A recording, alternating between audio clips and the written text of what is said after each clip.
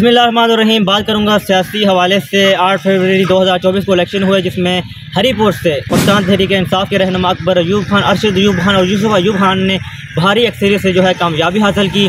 और बात कर चलो, इमरान खान साहब जो है इस बार जेल में थे और इस बार काफ़ी लोग ये कह रहे थे कि इस बार जो लीडर है वो जेल में है, तो क्या वही असरात PTI छोड़ पाएगी जो कि पिछली मरतबा छोड़े थे। दूसरी तरफ देखा जाए, मुस्लिम लीग नून से जो है नवाज शरीफ जो है लंदन से वापस आ गए थे, तो ये भी बातें हो रही थी कि वो कम बैक करेंगे।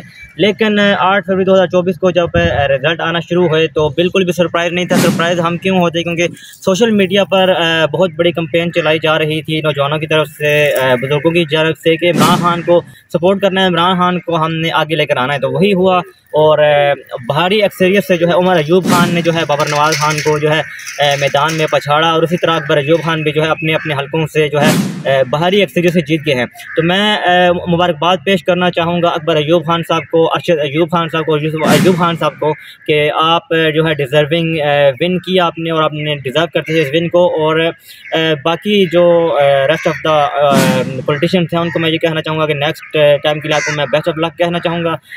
नेक्स्ट जब इलेक्शन होंगे तो मैं उम्मीद करता हूँ कि आप जो है एक अच्छे मुकाबले के साथ जो है मैदान में उतरेंगे।